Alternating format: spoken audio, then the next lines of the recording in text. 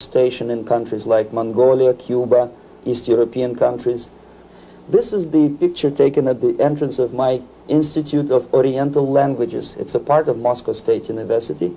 As every Soviet student, I was, quote-unquote, volunteering for harvesting grain in Kazakhstan. By the end of my training in school, I was recruited by the KGB. This picture was taken on that day, and you can see again how happy it feels to be recruited by the KGB. Pay special attention to number of bottles on the table. One of my functions was to keep foreign guests permanently intoxicated the moment they land at Moscow airport. In 1967, the KGB attached me to this magazine, Look magazine. A group of 12 people arrived to USSR from United States to cover the 50th anniversary of October Socialist Revolution in my country. From the first page to the last page, it was a package of lies.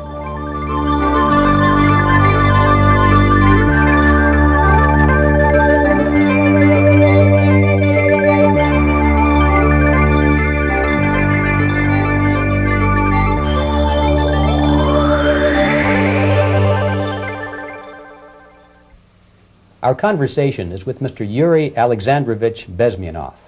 Mr. Bezmenov was born in 1939 in a suburb of Moscow. He was the son of a high-ranking Soviet Army officer. He was educated in the elite schools inside the Soviet Union and became an expert in Indian culture and Indian languages.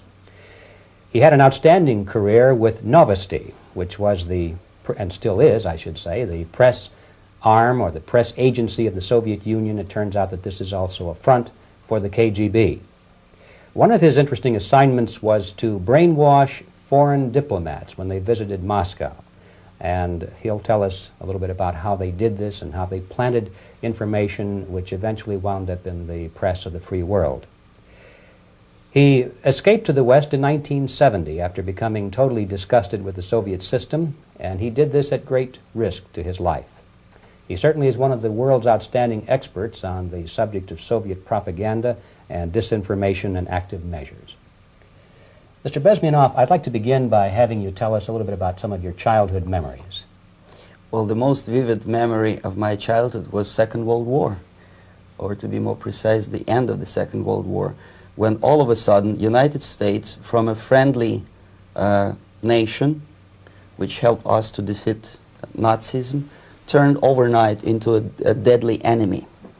And it was very shocking because all newspapers were trying to present an image of belligerent, aggressive American imperialism. Most of the things that we were taught is that United States is aggressive power, which is just about to invade our beautiful, free, socialist country, that American CIA is dropping Colorado beetles on our beautiful potato fields to eliminate our crops, and each schoolboy had a picture of Colorado bug on the back page of his notebook, and we were instructed to go into collective fields to search for those little Colorado bugs. Of course we couldn't find any, neither we could find many potatoes, and that was explained again by the encroachments of the decadent imperialist power.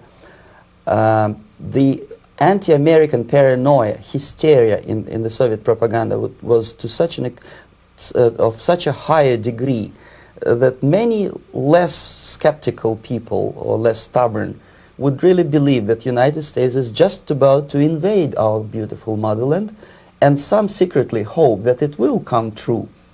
That's interesting. Yes. Well, getting back to life inside the Soviet Union or inside communist countries in general, in this country, at the university level primarily, we read and hear that the Soviet system is different from ours, but not that different, and that there is a convergence developing between all of the systems of the world, and that really it doesn't make an awful lot of difference what system you live under, because you have corruption and dishonesty and tyranny and all that sort of thing. From your personal experience, what is the difference between life under communism and life in the United States? Well, life is obviously very much different for simple reason that the Soviet Union is a state capitalist economically. It's a state capitalism where an individual has absolutely no rights, no value. His life is nothing. It's just like an insect. He is disposable. whereby in the United States even the worst criminal is treated as a human being. He has a fair trial, and some of them capitalize on their crimes. They publish their memoirs in their prisons and get handsomely paid by your crazy publishers. The differences, of course, in the daily life are very various, depending on whom we are talking about. In my own private life, I never suffered from communism simply because I was brought up in a family of high-ranking military officer. Most of the doors were open for me. Most of my expenses were paid by the government, and I never had any troubles with the authorities or with the police. So, in other words, I would say I enjoyed, or I had good reasons to enjoy, all the advantages of so-called socialist system. My main motivations to defect had nothing to do with affluence. It was mainly moral indignation, moral protest, rebellion against the inhuman methods of the Soviet system. Well, specifically, what did you object to? I objected, first of all, against oppression of my own dissidents and intellectuals. And that was the most disgusting thing that I witnessed as a young man, young student, who was brought up at a very troublesome period in our history, from Stalin to Khrushchev, from total tyranny and oppression to some kind of liberalization. Second, when I started working for the Soviet embassy in India, to my horror, I discovered that we are millions times more oppressive than any colonial or imperialist power in the history of mankind. That my country brings to India not freedom, progress, and friendship between the nations, but racism, exploitation, and slavery, and of course economical inefficiency to this country. Since I fell in love with India, I developed something which by KGB standards is extremely dangerous thing. It's called split loyalty, when an agent likes a country of assignment more than his own country. I literally fell in love with this beautiful country, a country of great contrasts, but also great humility, great tolerance, and philosophical and intellectual freedoms.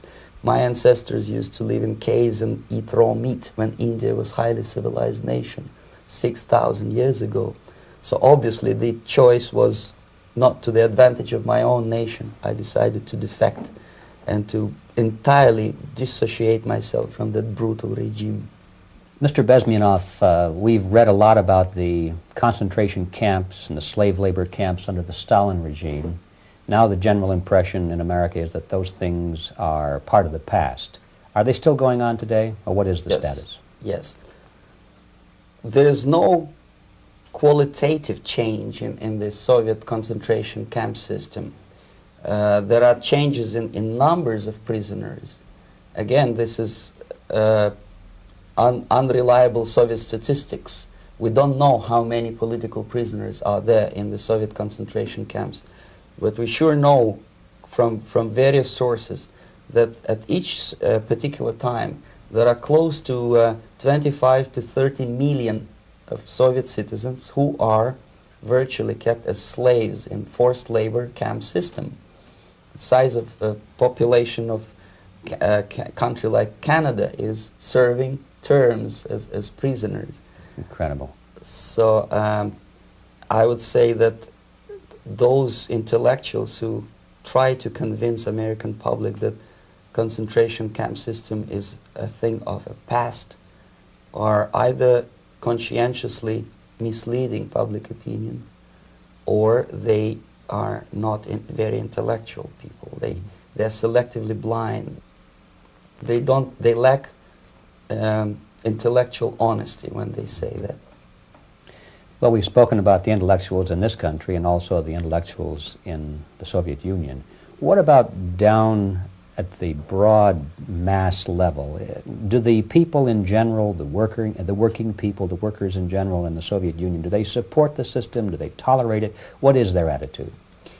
Well, average Soviet citizen, if there is such an animal, of course, does not like the system because it hurts, it kills. He may not understand the reasons. He may not have enough information or educational background to understand. But I doubt very much there are many people who are conscientiously supporting the Soviet system. There are not such people in USSR. Even those who have all the reasons to enjoy socialism, people like myself, who were a member of journalistic elite, they also hate the system for different reasons, though. Not because they lack material affluence, but because they are unfree to think, they are in constant fear, duplicity, split personality. And this is the greatest tragedy for my nation. Well, what do you think are the chances of the people actually overcoming their system or replacing it? There is a great possibility that system will sooner or later be destroyed from within. There is a self-destructive mechanism built into any socialist or communist or fascist system, because there is lack of feedback, because the system does not rely upon loyalty of population. But until this Soviet junta is being supported by the Western so-called imperialists, that is, multinational companies, establishments, governments, and let's face it, intellectuals, so-called academia in the United States is famous for supporting the Soviet system.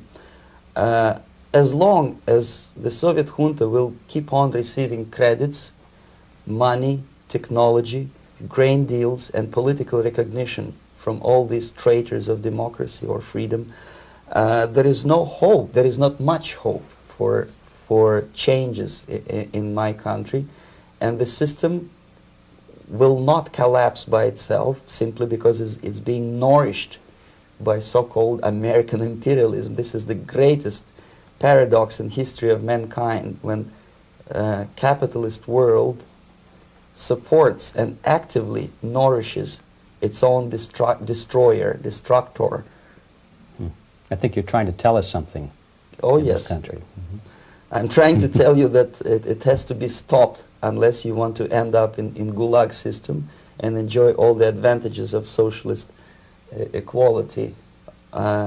Working for free, catching fleas on your body, sleeping on the planks of plywood in Alaska this time, I guess. Mm-hmm. That's where Americans will belong, unless they will wake up, of course, and force their government to stop aiding Soviet fascism. Mm-hmm. Well, you told us a moment ago why you left the system. I'd like to hear the details of how you did it. It must have been a very dangerous thing. It was not so dangerous, it was crazy. First of all, because defecting in India is virtually impossible, thanks to very strong pressure from the Soviet government. Excuse me, you were in India on assignment at that time? Yes, I was working for the Soviet embassy in New Delhi as a press officer. Mm-hmm. And defecting for a Soviet diplomat is next to impossible. It's a suicide, as I said, because a great friend Indira Gandhi pushed a law through parliament which says, and I quote, "No defector from any country has a right of political asylum in any embassy on the territory of Indian Republic," which is a masterpiece of hypocrisy. No other defector but a Soviet one needs a political asylum. So knowing that perfectly well, I planned a craziest possible way to defect. I studied counterculture in India. There were thousands of young American boys and girls with no shoes, long hair, smoking hash and marijuana, studying sometimes Indian philosophy, sometimes simply pretending that they study. And they greatly annoyed Indian police, and they were laughing stock of Indians because obviously they were good-for-nothing students. I studied carefully where they congregate, what routes they travel, what language they speak, what do they smoke. And one day I simply joined a group of hippies to avoid detection of Indian police. I was dressed as a typical hippie with blue jeans, long kameez shirts with all kind of nice decorations like beads, long hairs. I bought a wig because for several weeks I had to turn myself from a conservative Soviet diplomat into a very progressive American hippie. And that was the only way that I could avoid detection. It was very interesting experience, but it was necessary because from my own knowledge as a member of Soviet embassy staff, I knew that there were many cases when Soviet defectors were betrayed by Indian police, and also some Western embassies played a very dirty role in betraying the Soviet defectors. According to our information, they were some, I wouldn't call them double agents, but simply amoral people working for this for the United States Embassy, and confiding in people like this would be a suicide. So I had to be extremely careful. I could not trust anyone, and that was the reason for such a crazy way to defect. Well, had you been caught in the act of trying to get out, what would have happened to you? Oh, most likely I would end up in concentration camp. Or, depending on the situation and on the whim of some bureaucrat in KGB, maybe even executed. This is normal practice. Quietly, of course, not publicly. But that would be the end of my defection, of course. Well, when did you finally make it to the United States? In 1970, after about 6 months of debriefing in Athens by the CIA, and I presume FBI too, they let me go first to Germany, then to Canada. That was my decision. I had to change my identity to protect my family and my friends in USSR. And also I was a little bit paranoid, knowing that both Soviet KGB and probably some double agents within the American system may be after me. So I wanted to settle down as far away as possible. I requested CIA to give me some kind of new identity and just let me go on my own. And I settled in Canada. I was a student. I changed many professions, from farm help and laundry truck driver to language instructor and broadcaster for Canadian Broadcasting Corporations in Montreal. Well, have you had any threats on your life or any yes. unpleasant In about 5 years, KGB eventually discovered that I am working for Canadian Broadcasting. I made a very big mistake. I started working for overseas service of CBC, which is similar to Voice of America, in Russian language. And of course, monitoring service in USSR picked up every new voice. Every new announcer they would make it a point to discover who he is. And in 5 years, sure enough, slowly but surely, they discovered that I am not Thomas Schumann, that I am Yuri Alexandrovich Bezmenov, and that I am working for Canadian Broadcasting, and undermining beautiful détente between Canada and USSR. And the Soviet ambassador Alexander Yakovlev made it his personal effort to discredit me. He complained to Pierre Trudeau, who is known to be a little bit soft on socialism. And the management of CBC behaved in a very strange, cowardly way, unbecoming to representatives of an independent country like Canada. They listened to every suggestion that Soviet ambassador gave, and they started shameful investigation, analyzing content of my broadcasts to USSR. And sure enough, they discovered that some of my statements were probably would be offending to the Soviet Politburo. So I had to leave my job. And of course, subtle intimidations. They would say something like, please cross the street carefully because, you know, traffic is very heavy in Quebec. And fortunately, I know about the psychology and the logic of activity of the KGB, and I never allowed myself to be intimidated. This is the worst thing. This is what they expect a person, a defector, to be intimidated. Once they spot that you are scared, they keep on developing that line. Mm-hmm. And then eventually you either have to give up entirely and work for them, or they neutralize you. They would definitely stop all kind of political activity, which they failed to do in my case, because I was stubbornly working for the Canadian Broadcasting. And in response to their intimidations, I said that, look, this is a free country, and I am as free as you are. And I also can drive very fast. And gun control is not yet established in Canada, so I had a couple of good shotguns in my basement. So welcome to visit me someday with your Kalashnikovs machine guns. So obviously it didn't work, intimidation didn't work. So they tried different approach, as I described. They approached on the highest level, on the level of Canadian bureaucracy. And on that level they were successful. On that level they were successful. On individual level they failed flat. Mr. Bezmenov has brought a series of slides with him that he has taken from the Soviet Union, and I think this is a good time to take a look at the slides. Yes. Now, the viewers will be able to see these slides as we talk about them. Yes, this is a collection of slides which are, some of them are snapshots from my family album, some of them are documents which I smuggled from the Soviet embassy, and some are reproductions from local mass media. I usually show them to establish my credibility as a defector. This is a picture of my native town, Mytishi, about 20 miles north from Moscow. Characteristically, there is a statue of Comrade Lenin in the central square. This is myself at the age of 7, again, characteristically, under the statue of Comrade Stalin, extending his friendly hand to peoples of the world. At that age, of course, I was still idealistically minded young communist, and I still believe that sooner or later things will go for better.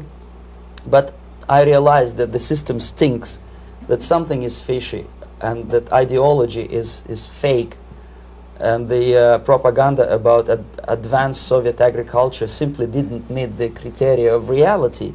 If they talk about abundance of food and there is none in the stores, there must be something wrong. My father was, he is on the left here, my father was officer of the General Staff of the Soviet Army. He was inspector of land forces, Soviet troops stationed in countries like Mongolia, Cuba, East European countries. Were he alive today, most likely he would be inspecting Soviet troops in Nicaragua, Angola, and many other parts of the world. Fortunately, he died and he didn't see the disgrace, because deep inside he was a Russian patriot. He didn't like the idea of expanding Soviet military might, especially in the areas where we were not welcomed at all. Unlike many other military officers, he was reporting directly to the Minister of Defense, bypassing KGB and diplomatic service. In other words, he was a trusted military professional. And my impression that this type of people are much less hawkish and adventuristic than party bureaucrats in Kremlin. When American mass media describes Soviet military as potentially dangerous counterpart for Pentagon, I simply laugh, because I know better. I know that the most dangerous part of the Soviet power structures are not military at all. Most likely, if they come to power in my country, they'll be more sensible negotiators for nuclear disarmament and withdrawal of the Soviet troops from many parts of the world. But if someone from the party structure or the KGB structure were to give the orders for a military they have to obey, they yes, would follow. Because they are professional military. But they, you see, the triangle of power and hate in USSR is the party at the top, the party elite, the oligarchy of the party, then the military and the KGB at the bottom. They hate each other, and the most hated triangle, the most hated corner of the triangle is the Communist Party bureaucrats. They are the most adventuristic, senile megalomaniacs. They can start war, I wouldn't be surprised. Not the military. They know what war is. Yes. At least my father did. This is the picture taken at the entrance of my Institute of Oriental Languages. It's a part of Moscow State University. I graduated in 1963, and I... Now, excuse me, which one were you on? I am on the right. You're on the right. And on the left is my my schoolmate Vadim Smirnov, who later was a apparatchik in the Central Committee of the Soviet Union Communist Party. What is an apparatchik? It's a functionary, something like civil service in British Empire. someone who is never fired from the service. He stays there internally. He may not be promoted too high, but he's a dependable bureaucrat who will stay forever. I studied not only languages, but also history, literature, even music. I'm on this picture, I'm trying to learn how to play Indian musical instrument. I even tried to look like an Indian when I was second-year student. Not bad, right? Yes, actually it was strongly encouraged by the instructors in my school, because the graduates of my school were later on employed as diplomats, foreign journalists, or spies. As every Soviet student, I was quote-unquote volunteering for harvesting grain in Kazakhstan. This is the biggest agricultural blunder of the Soviet government. But I didn't have much choice, of course, because the communist motto borrowed from the Bible says, "Those who do not work shall not eat." And you can see me eating, therefore I was working, and you can see how happy I was about it. I went through a very extensive physical and military training, including the military games in areas, suburban areas of Moscow. And here, for example, we are on a tour in Arkhangelsk area. And by the end of my training in school, I was recruited by the KGB. This picture was taken on that day, and you can see again how happy it feels to be recruited by the KGB. Our conversation with Yuri Alexandrovich Bezmenov, who is a defector from the Soviet Union, a former propaganda agent for Novosti and the KGB, will continue after this message.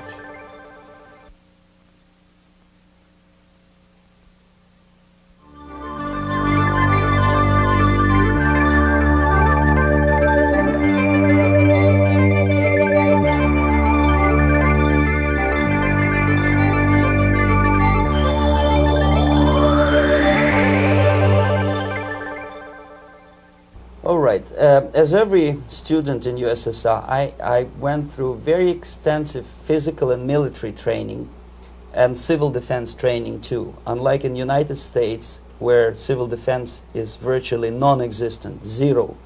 In USSR, every student, whatever is major subject, has to go through very extensive 4-year military and civil defense training. You can see me here with a group of students during one of the war games near Moscow. The main idea, of course, is to prepare a huge reserve army of the USSR. Each student has to graduate as a junior lieutenant. In my case, it was administrative and military intelligence service.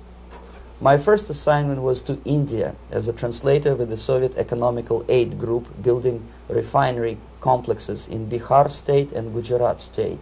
At that time, I was still naively, idealistically believing that what I was doing contributes to the understanding and cooperation between the nations. It took me quite a number of years to realize that what we were bringing to India was a new type of colonialism, 1,000 times more oppressive and exploitative than any colonialism or imperialism in history of mankind. But at that time, I was still hoping that, well, maybe it's not that bad, could be worse, and things may go for better. And I even tried to implement the beautiful Marxist motto, "Proletarians of all the countries unite." I tried to unite with a nice Indian girl, and I was fascinated by Indian culture, by the family life in this country. But obviously, Communist Party had different plans for my genes, so I had to marry this beautiful Russian girl. In the span of my career, I married 3 times. Most of these marriages were marriages of convenience, on advice from the Department of Personnel. This is normal practice in USSR. When a Soviet citizen is assigned to a foreign job, he has to be married, either to keep family in USSR as hostages, or, if it's a convenience marriage like mine, so that the husband and wife are virtually informers on each other to prevent defection or contamination by decadent imperialist or capitalist ideas. In my case, I hated that girl so much that the moment I landed in Moscow, we were divorced, and I married later, second time. By the end of my first assignment in India, I was promoted to the position of public relation officer. You can see me here translating a speech by a Soviet boss. And you're on the right. I'm on the right here, yes. And it was, the occasion was commissioning of the refinery complex in Bihar, Barauni. Back in Moscow, I was immediately recruited by Novosti Press Agency, which is a propaganda and ideological subversion front for the KGB. 75% of the members of the Novosti are commissioned officers of the KGB. The other 25 are, like myself, co-opted agents who are assigned to specific operations. In this particular case, you can see me talking to students of Lumumba Friendship University in Moscow. This is a huge school under the direct control of the KGB and Central Committee, where future leaders of the so-called national liberation movements are being educated and selected carefully. And some of them have absolutely, this, for example, is a group of students from Lumumba. They don't look like students at all. They look more like military, and that's exactly what they were. They were dispatched back to their countries to be leaders of the so-called national liberation movements, or to be translated into normal human language, leaders of international terrorist groups. Another area of activity when I was working for the Novosti was to accompany groups of so-called progressive intellectuals, writers, journalists, publishers, teachers, professors of colleges. You can see me here in Kremlin. I'm second on the left, with a group of Pakistani and Indian intellectuals. Most of them pretended they don't understand that we are actually working on behalf of the Soviet government and the KGB. They pretended that they are actually being guests, VIP intellectuals, that they are treated according to their merits and their intellectual abilities. For us, they were just a bunch of political prostitutes to be taken advantage for various propaganda operations. Therefore, you can see perfectly well the senior colleague of mine on the left doesn't really have that much respect on his face, and myself with a very skeptical smile, typical KGB sarcastic smile, anticipating another victim of ideological brainwashing. This is how a typical conference in Novosti headquarters in Moscow looked like. Sitting in the middle is Boris Burkov, the then director of Novosti Press Agency, high-ranking party bureaucrat in the Department of Propaganda. I am standing next to a famous Indian poet, Sumitranandan Pant. He was famous because he was an author. He was the author of a famous poem titled Rhapsody to Lenin. That's why he was invited to USSR, and everything was paid by the Soviet government. Pay special attention to number of bottles on the table. This is one of the ways to kill the awareness or curiosity of foreign journalists. One of my functions was to keep foreign guests permanently intoxicated the moment they land at Moscow airport. I had to take them to the VIP lounge and toast to friendship and understanding between the nations of the world. Glass of vodka, then a second glass of vodka. And in no time, my guests would be feeling very happy. They would see everything in kind of pink, nice color. And that's the way I had to keep them permanently for the next 15 or 20 days. At a certain point in time, I had to withdraw alcohol from them so that some of them, who are the most recruitable, would feel a little bit shaky, guilty, trying to remember what they were talking last night. That's the time to approach them with all kind of nonsense, such as joint communique or statement for Soviet propaganda. That's the time they are the most flexible. And of course, what they didn't understand, they didn't realize or pretended not to realize, that myself, who was drinking together with them, was not drinking at all. I had ways to get rid of alcohol through various techniques, including special pills which were given to me by my colleagues.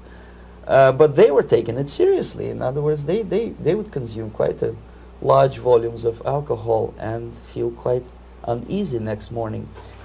In 1967, the KGB attached me to this magazine, Look magazine, a group of 12 people arrived to USSR from United States to cover the 50th anniversary of October Socialist Revolution in my country.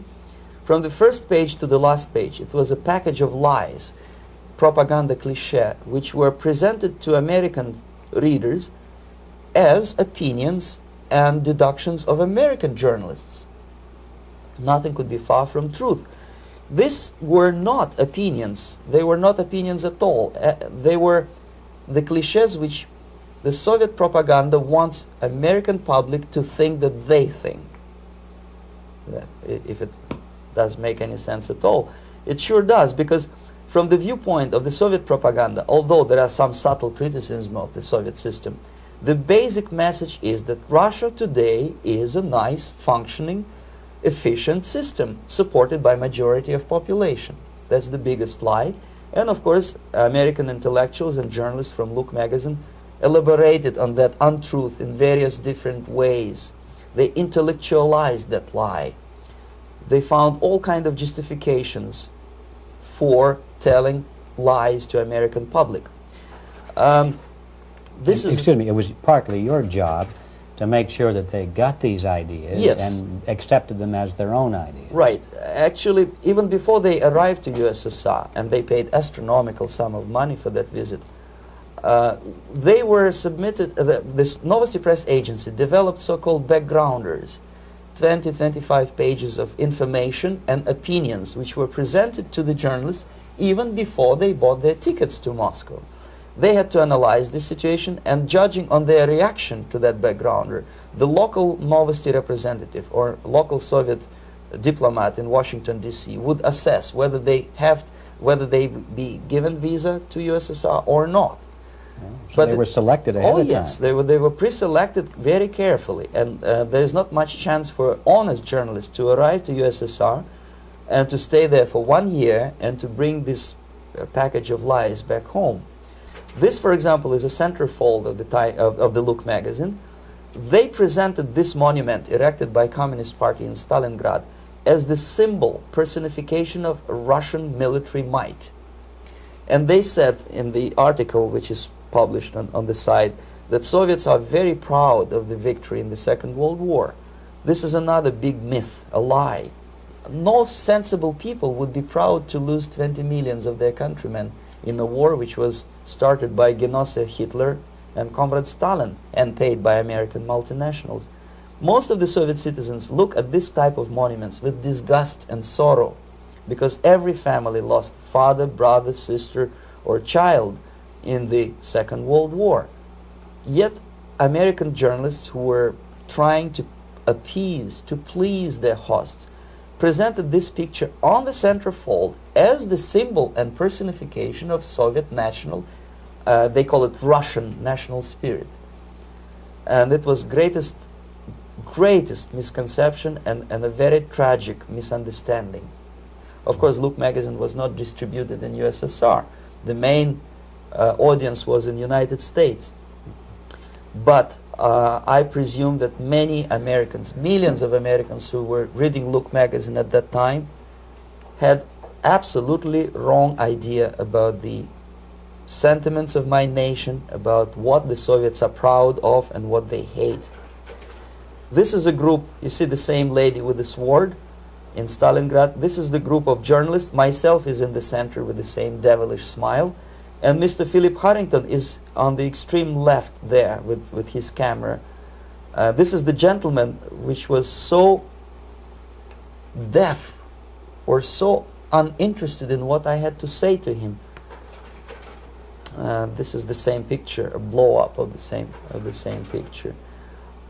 Many guests from various countries, in this particular case from Asia and Africa, were taken by me as a Novosti Press Agency employee for a tour across Siberia, for example. We would show them typical kindergarten, you see, nothing special by American standards, just nice children sitting, eating their breakfast or lunch.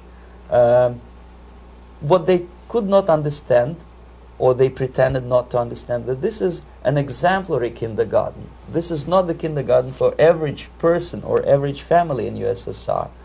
And we maintained that illusion in their minds, You can see myself under the red spot in the middle there, with the same business-like expression. I'm doing my job. That's what I'm assigned to do, and that's what I was paid to do.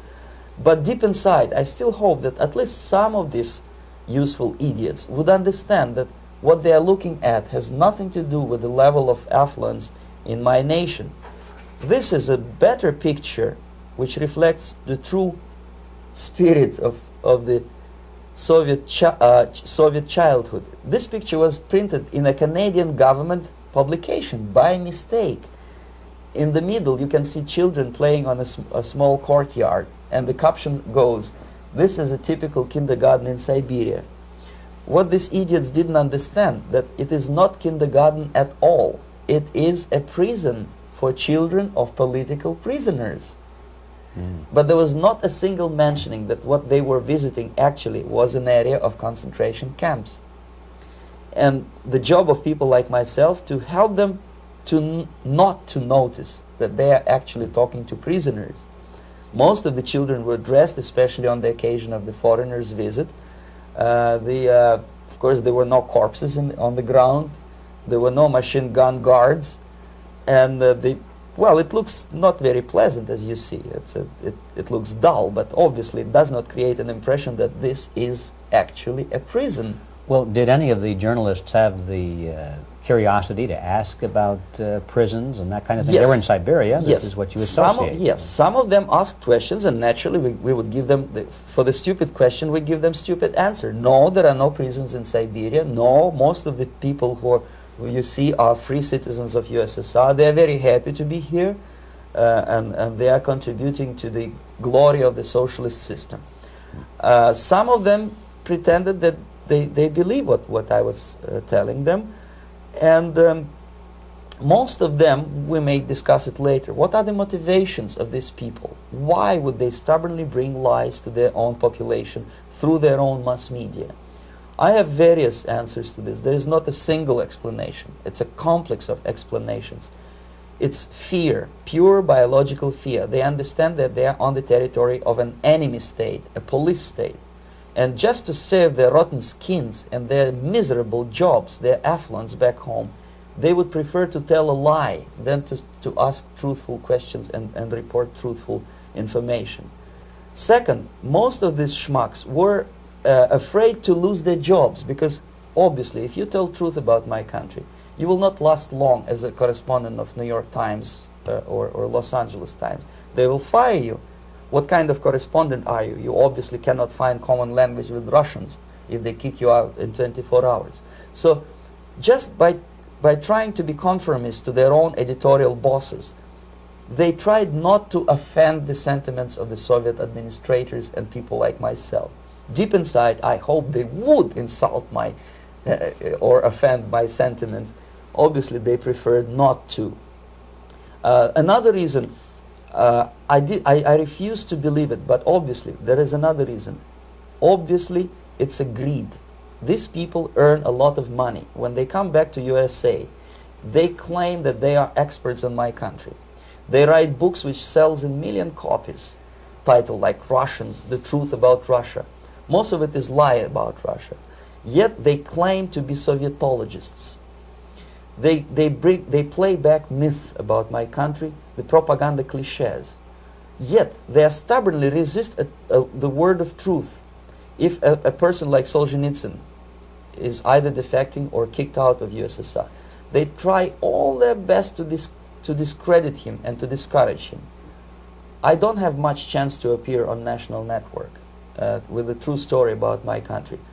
But a useful idiot like Hendrik Smith or Robert Kaiser, they are big heroes. They come back from USSR. They say, oh, we were talking to dissidents in Russia. Big deal. Soviet dissidents are chasing American correspondents in the streets, and they are cowardly escaping from these contacts. For some strange reason, if you want to know more about Spain, you refer to Spanish writers. If you want to learn more about French, you read French writers. Even about Antarctica, I bet you would read Penguins. Only about the Soviet Union, for some strange reason, you read Hendricks and Schmendricks and all kind of Kissingers, because they claim that they know more about my country. They know nothing. or next to nothing, or they pretend that they know more than they actually do. I would say they are dishonest people who lack integrity and common sense and intellectual honesty. They bring back all kind of stories like that. A kindergarten in Siberia. Omitting the most important fact, it's a prison for children of political prisoners. Another greatest example of monumental idiocy of American politicians. Edward Kennedy was in Moscow, and he thought that he is a popular, charismatic American politician who is easygoing, who can smile, dance at the wedding in Russian Palace of Marriages. What he did not understand, or maybe he pretended not to understand, that actually he was being taken for a ride. This is a staged wedding, especially to impress foreign media or useful idiots like Ed Kennedy. Most of the guests there, they had security clearance, and they were instructed what to say to foreigners. This is exactly what I was doing. You can see me in the same damn wedding palace in Moscow where Ed Kennedy was dancing here. You see, smiling. He thinks he's very smart. From the viewpoint of Russian citizens who observe this idiocy, he's narrow-minded, egocentrical idiot who tries to earn his own popularity through participation in propaganda farces like this. Here you can see myself. On the right, again, exemplary Soviet bride. On the left, 3 journalists from various countries, Asia, Africa, and Latin America. Obviously, they enjoying the situation. They will go back home and write the reports. We were present on a regular Soviet wedding. They were not present on a regular Soviet wedding. They were present, they were part of a farce, of a circus performance. Another thing which I had to sometimes risking my life to explain to foreigners. Time magazine, for example, is very critical of South African racist regime. The whole article was dedicated to the shameful internal passport system where blacks are not allowing to live with whites. For some strange reason, for the last 14 years since my defection, nobody wanted to pay attention to my passport. This is my passport. It also shows my nationality, and it has a police rubber stamp, which is called propiska in Russian language, which assigns me to a certain area of residence. I cannot leave that area, same way as this black man cannot leave the area in South Africa. Yet we call South African government racist regime. Not a single Jane Schmonda or Fonda is brave enough, courageous enough to come to media and say, look, this is what happens in USSR. I send a copy of my passport to many American liberals and civil rights defenders and all the other useful idiots. They never bothered to answer me back. This shows what kind of integrity, what kind of honesty these people are. They are a bunch of hypocrites because they don't want to recognize a good example of racism in my country. This is the first stage of befriending a professor. You can see myself on the left with the same James Bond smile. On the right is my KGB supervisor, Comrade Leonid Mitrokhin, and in the middle a professor of political science in Delhi University. The next stage would be to invite him to a gathering of Indo-Soviet Friendship Society. There he is sitting next to his wife before he is being sent to USSR for a free trip. Everything is paid by the Soviet government. He was made to believe that he is invited to USSR because he is a talented, sober-thinking intellectual. Absolutely false. He is invited because he is a useful idiot, because he would agree and subscribe to most of the Soviet propaganda cliché. And when he is coming back to his own country, he is going for years and years to teach the beauties of Soviet socialism to newer and newer generations of his students, thus promoting the Soviet propaganda line. The KGB was even curious about this gentleman. It may look innocent. Maharishi Mahesh Yogi, a great spiritual leader, or maybe a great charlatan and crook, depending on from which side you are looking at him. Beatles were trained at his ashram in Hardwar in India how to meditate. Mia Farrow and other useful idiots from Hollywood visited his school, and they returned back to United States absolutely zonked out of their minds with marijuana, hashish, and crazy ideas of meditation. To meditate, in other words, to isolate oneself from the current social and political issues of your own country, to get into your own bubble, to forget about troubles of the world. Obviously, KGB was very fascinated with such a beautiful school, such a brainwashing center for stupid Americans. I was dispatched by the KGB to check what kind of VIP Americans attend this school. That's you on the left. Yes, there. I'm on the left. I was trying to get enrolled in that school. Unfortunately, the Maharishi Mahesh Yogi asked too much. He wanted $500 American for enrollment. But my function was not actually to get enrolled in the school. My function was to discover what kind of people from United States attend this school. And we discovered that, yes, there are some influential members of family, public opinion makers of United States, who come back with the crazy stories about Indian philosophy. Indians themselves look upon them as idiots, useful idiots. To say nothing about KGB, who looked at them as extremely naive, misguided people. Obviously, a VIP, say a wife of a congressman, or a prominent Hollywood personality, after being trained in that school, is much more instrumental in the hands of manipulators of public opinion and KGB than a normal person who understands, who looks through this type of fake religious training. Why would they be more susceptible to manipulation? I just mentioned that because, you see, a person who is too much involved in introspective meditation. You see, if you carefully look what Maharishi Mahesh Yogi is teaching to Americans, is that most of the problems, most of the burning issues of today can be solved simply by meditating. Don't rock the boat. Don't get involved. Just sit down, look at your navel, and meditate. And the things, due to some strange logic, due to cosmic vibration, will settle down by themselves. This is exactly what the KGB and Marxist-Leninist propaganda wants from Americans, to distract their opinion, attention, and mental energy from real issues of the United States into a non-issues, into a non-world, non-existent harmony.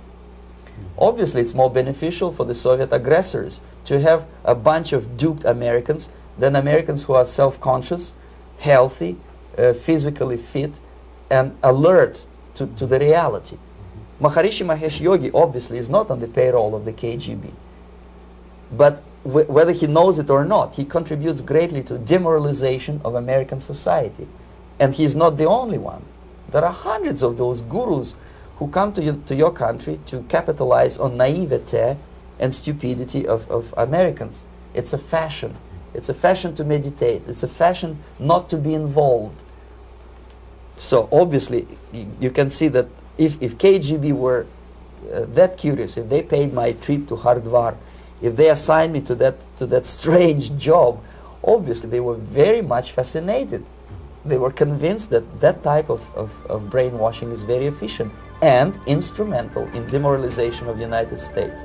Our conversation with Yuri Alexandrovich Bezmenov, who is a defector from the Soviet Union, a former propaganda agent for Novosti and the KGB, will continue after this message.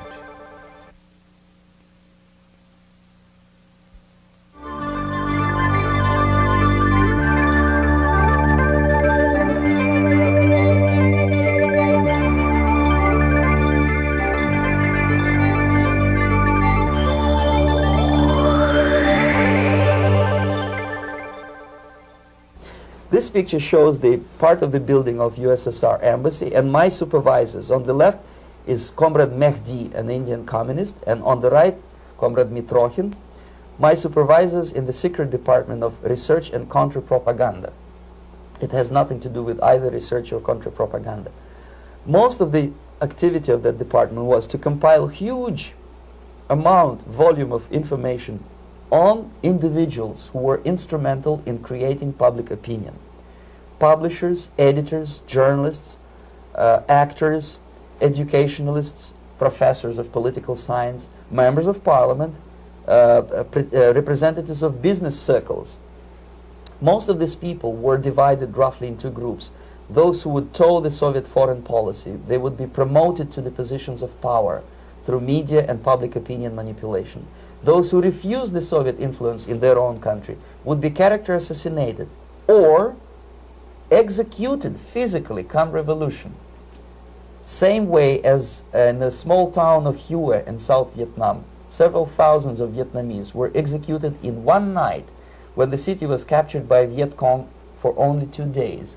And American CIA could never figure out how could possibly communists know each individual, where he lives, where to get him, and would be arrested in one night, basically in some 4 hours before dawn, put on a van, taken out of the city limits and shot.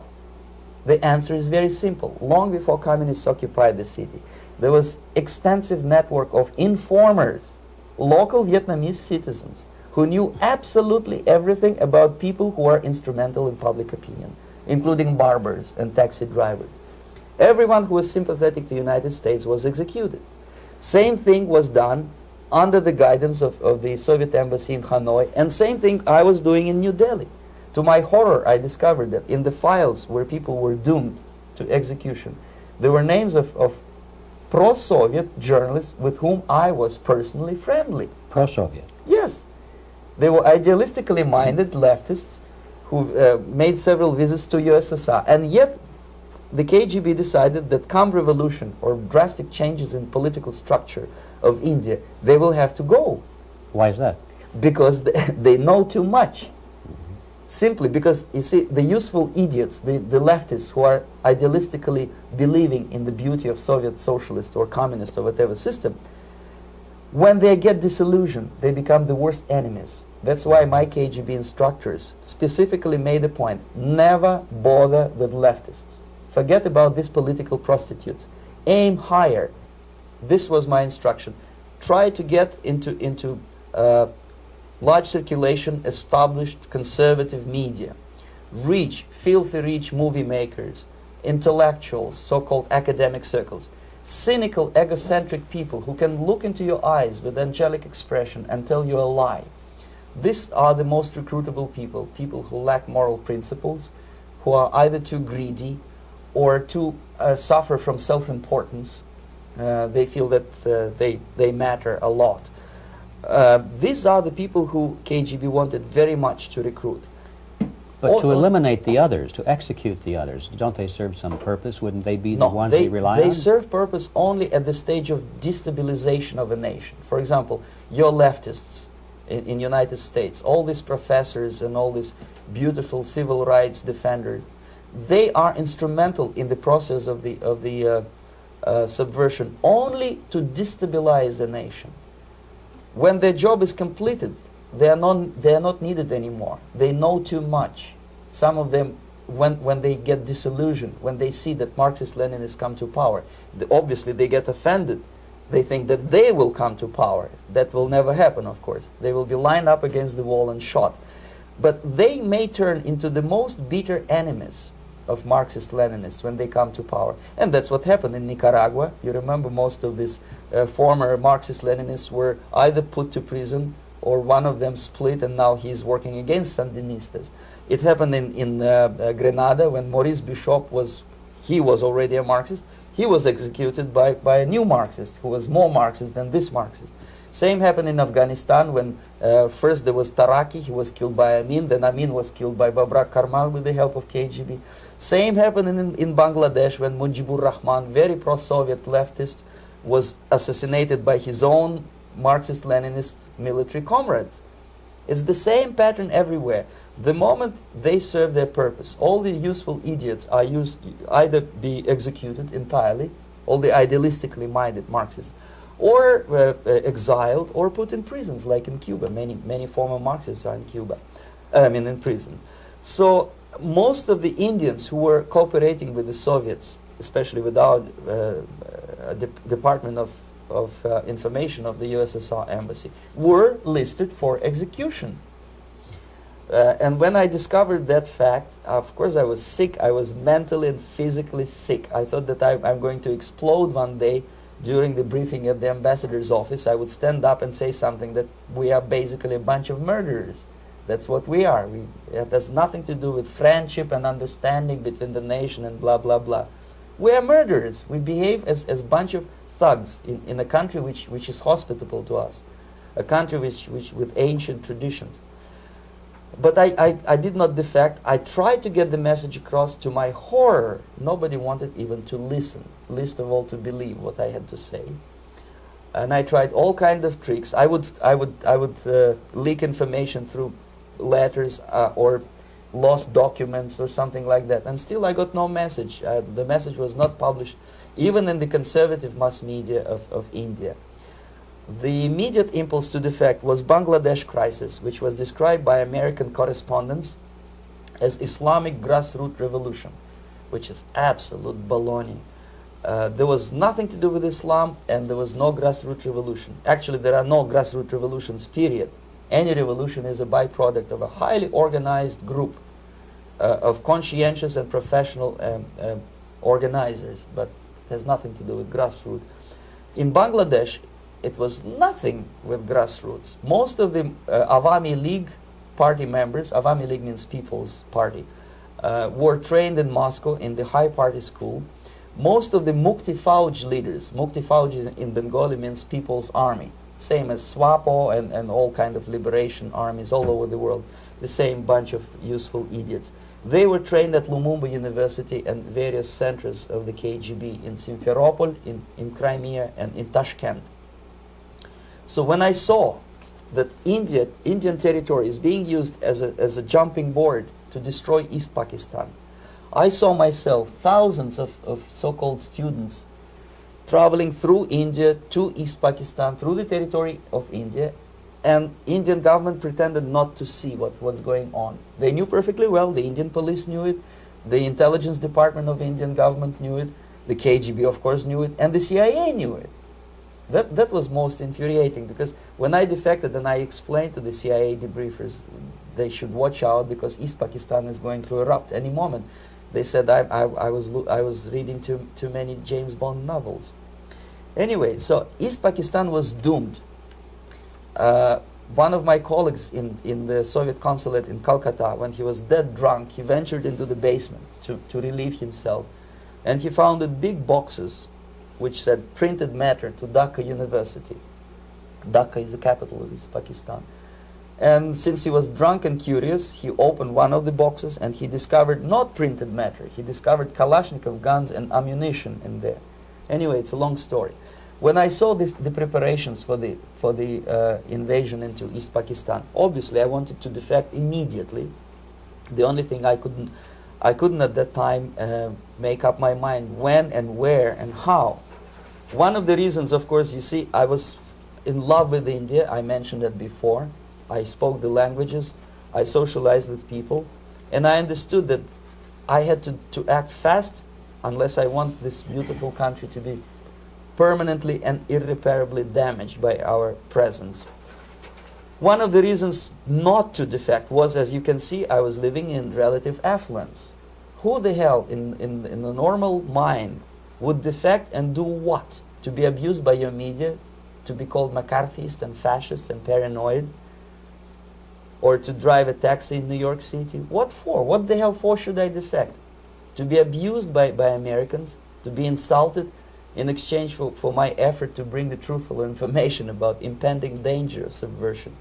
As you can see, I was living in quite a comfortable conditions next to swimming pool, where Indians were not allowed, by the way. I was highly paid expert in propaganda. I had my family. I was respected by my nation. My career was cloudless. The third reason, how to defect with the family. To defect with the baby and the wife would be virtual suicide, because according to law, that hypocritical law which I quoted before, the Indian police will have to hand me over back to the KGB, and that will be the end of my defection and probably my life. Again, I cannot smuggle my wife because she was not quite sure what I was doing. She was not that idealistically involved, and she was definitely not in the total picture of what I was doing for the KGB. She would be shocked if I you know, put her in my van and drive her to the American embassy or elsewhere. That would be a greatest danger. So again, I had to defect in such a way that my defection would look as simple disappearance. And there were many cases like that when the Soviet agents simply disappeared, either killed in action or, thanks to their curiosity and their close contacts with radicals, some of them were killed by the Marxists, by the way. It happened in many African countries when the Soviet KGB were killed by Africans themselves. Not because they hated Marxism-Leninism, but because they were simply trigger-happy bunch of unruly characters. If you give them a machine gun, they will shoot. And some of the Soviets obviously were not careful enough to protect themselves, and they got into embarrassing situations when they were shot at the crossfire between factions of so-called liberation movements.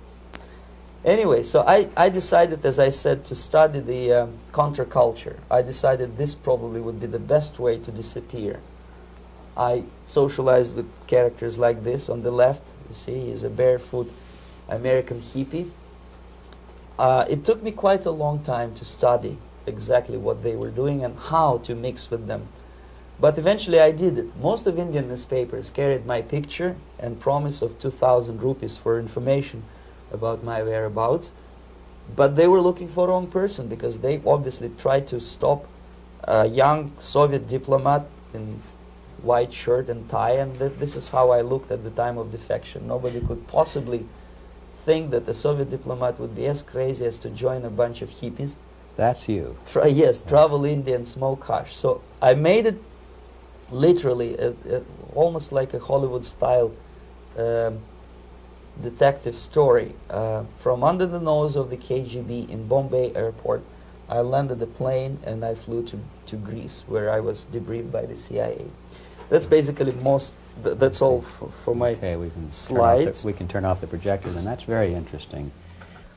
Well, you spoke several times before about ideological subversion. That is a phrase that I'm afraid some Americans don't fully understand. When the Soviets use the phrase ideological subversion, what do they mean by it? Ideological subversion is the process which is legitimate, overt, and open. You can see it with your own eyes. All you have to do, all American mass media has to do, is to unplug their bananas from their ears, open up their eyes, and they can see it. There is no mystery. There is nothing to do with espionage. I know that espionage intelligence gathering looks more romantic. It sells more deodorants through the advertising, probably. That's why your Hollywood producers are so crazy about James Bond type of thrillers.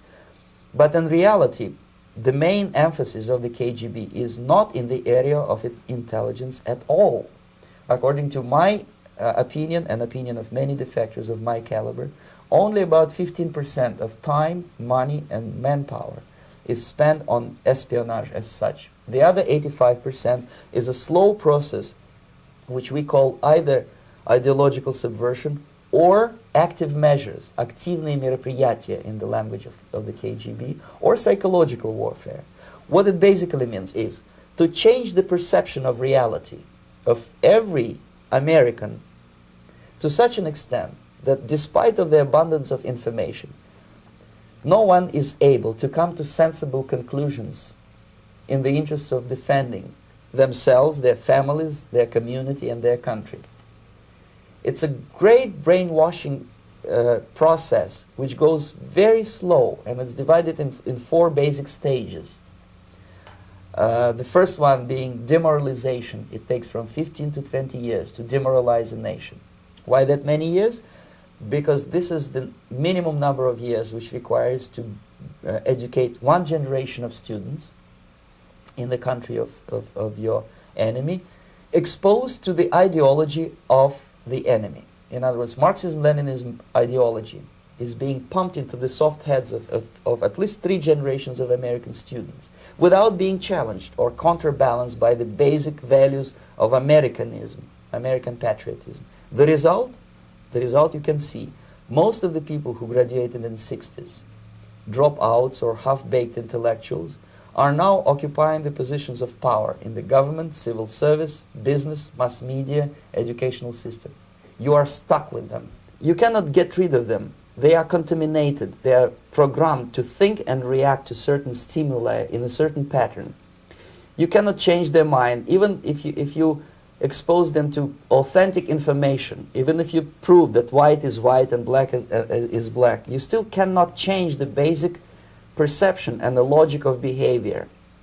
In other words, these people, the process of demoralization is complete and irreversible.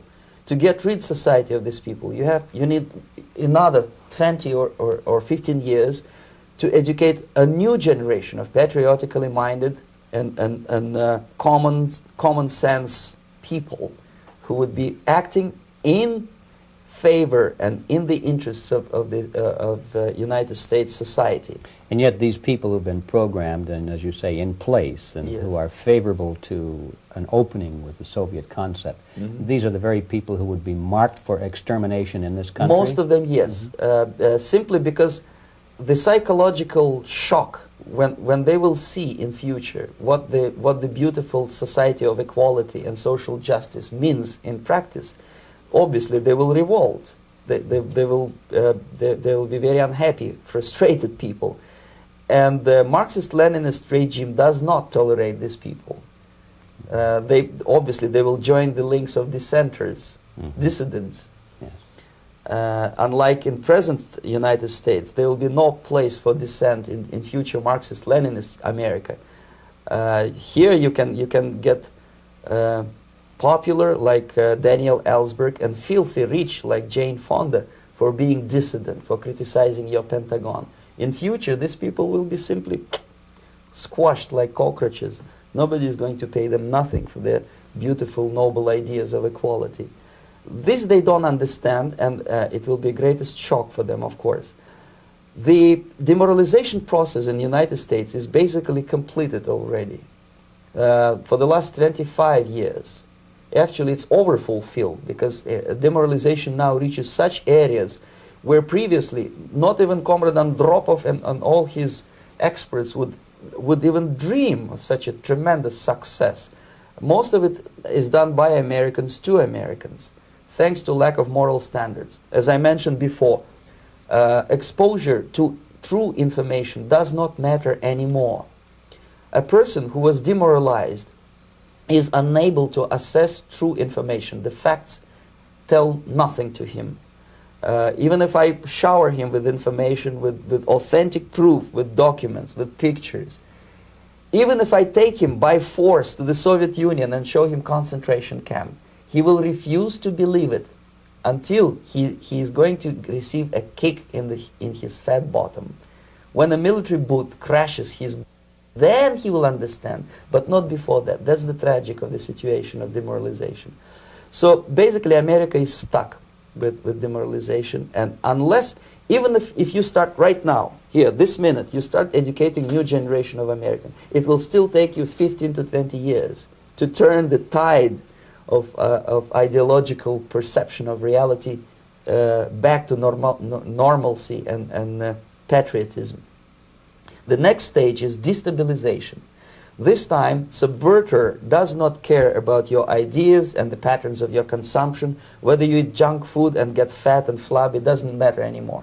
This time, and it takes only from 2 to 5 years to destabilize a nation, what matters is essentials: economy, foreign relations, defense systems. And you can see it quite clearly that in some areas, in such sensitive areas as defense and economy, the influence of Marxist-Leninist ideas in the United States is absolutely fantastic. I could never believe it 14 years ago when I landed in this part of the world that the process will go that fast. The next stage, of course, is crisis. It may take only up to 6 weeks to bring a country to the verge of crisis. You can see it in Central America now. And after crisis, with a violent change of power, structure, and economy, you have so-called the period of normalization. It may last indefinitely. Normalization is a cynical expression borrowed from Soviet propaganda. When the Soviet tanks moved into Czechoslovakia in '68, Comrade Brezhnev said, "Now the situation in brotherly Czechoslovakia is normalized." This is what will happen in the United States if you allow all these schmucks to bring the country to crisis, to promise people all kind of goodies and the paradise on earth, to destabilize your economy, to eliminate the principle of free market competition, and to put a big brother government in Washington, D.C., with benevolent dictators like Walter Mondale, who will promise lots of things, never mind whether the promises are fulfillable or not.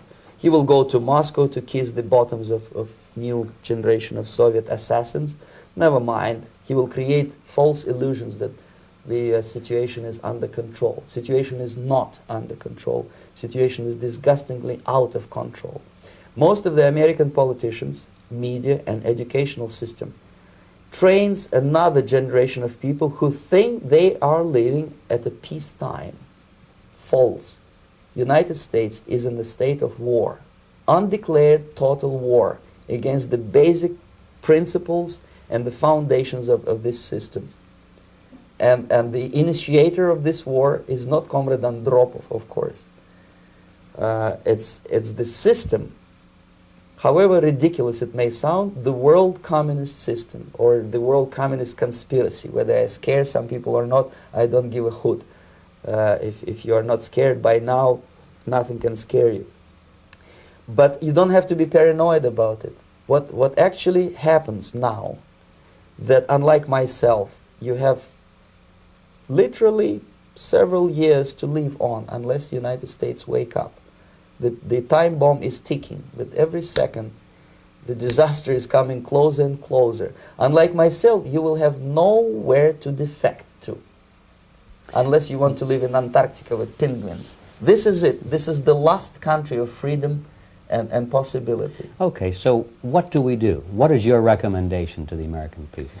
Well, the immediate thing that comes to my mind is, of course, there must be a very strong national effort to educate people in the spirit of real patriotism, number one. Number two, to explain them the real danger of socialist, communist, whatever, welfare state, big brother government.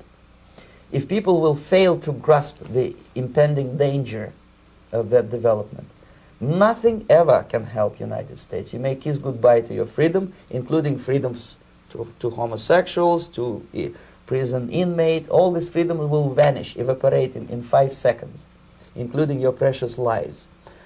The second thing, the moment at least part of United States population is convinced that the danger is real, they have to force their government. And I'm not talking about sending letters, signing petitions, and all this beautiful, noble activity.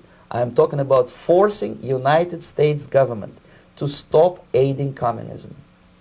Because there is no other problem more burning and urgent than to stop the Soviet military-industrial complex from destroying whatever is left of the free world. And it is very easy to do. No credits, no technology, no money, no political or diplomatic recognition, and of course no such idiocy as grain deals to USSR. The Soviet people, 270 millions of Soviets, will be eternally thankful to you if you stop aiding a bunch of murderers who sit now in Kremlin and whom President Reagan respectfully calls government. They do not govern anything, least of all such complexity as the Soviet economy. So basic, two very simple, maybe too simplistic answers or solutions, but nevertheless they are the only solutions. Educate yourself, understand what's going on around you. You are not living at the time of peace. You are in a state of war, and you have precious little time to save yourself. You don't have much time, especially if you are talking about young generation. There's not much time left for convulsions to the beautiful disco music. Very soon it will go, just overnight. If we are talking about capitalists or wealthy businessmen, I think they are selling the rope on which they will hang very soon. If they don't stop, if they cannot curb their unsettled desire for profit, and if they keep on trading with the monster of the Soviet communism, they are going to hang very soon. And they will pray to be killed, but unfortunately they will be sent to Alaska probably to manage industry of slaves. It's simplistic. I know it sounds unpleasant. I know Americans don't like to listen to things which are unpleasant. But I have defected not to tell you the stories about such idiocy as microfilm, James Bond type espionage. This is garbage. You don't need any espionage anymore. I have come to talk about survival. It's a question of survival of this system. You may ask me, what is it in for me? Survival, obviously, because unlike, as I said, I am now in your boat. If we sing together, we'll sing beautifully together. There is no other place on this planet to defect to.